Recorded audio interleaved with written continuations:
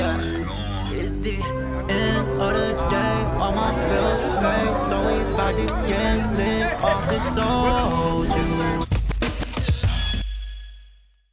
I grew up in like a little like very quiet neighborhood, like north of Seattle, Edmonds. I enjoyed playing basketball, and like I started b-boying in high school and started doing battles and stuff. Back in the days, I was more inspired by dancing. I was very tapped into like the b-boy scene. There's like Massive Monkeys and Circle of Fire, like the generation before us. And then I left to Korea, and then my crew became those dudes in the scene. So I was like in Korea, like looking at them like through YouTube and stuff. A lot of the fans here, even though they don't know the language, they just like the music, you know. They try to learn like the lyrics. In order to like learn the lyrics and to look up like what it means, translations and stuff, you got to really be into it, you know. So I feel like over here it's like they have even a bigger passion for this music than in Korea. I think with YouTube and the internet and just everything is accessible, you know. Once you drop something, now it's like it's worldwide. It was just a matter of time before, you know, people started catching on to it. And also it's kind of like the Korean people work very, very hard. They work very, very hard. I mean,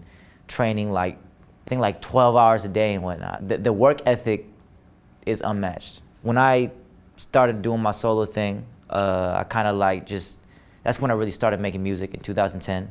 And yeah, I just kind of like did music by myself. I didn't really have a crew. I didn't really have people that I could bounce ideas off of or kind of exchange energy with. In 2013, I was like, you know, my contract was about to expire with my old label and my old agency. And so I was like, yo, why don't I just make my own label and, you know, give these artists that are dope that normally would kind of be slept on. And that's when I linked up with Gray. And Gray put me on to Loco and LO and so forth. And that's how AOMG came to be about. And me, I just kind of look for, you know, just kind of the whole package. But also, like, talent can only get you so far. So I kind of look at their whole career, like, how have they been carrying themselves? A lot of people are talented, but do they have the work ethic? Do they have, you know, the ability to kind of translate that visually through music videos and on the stage? Do they have stage presence?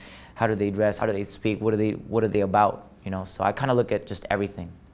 I feel like it's very important, just because it's kind of like you don't really see, you know, a lot of Asian faces in hip hop, especially in America. Like, you can only name a few. You gotta add something to the culture over here. You gotta be unique somehow. What's unique about me is I'm Asian, I'm Korean. There's not that many people that can represent the Korean culture in hip hop like I can. So I feel like I bring that uniqueness over here. You know, what you take from the culture, you gotta give back as well, so.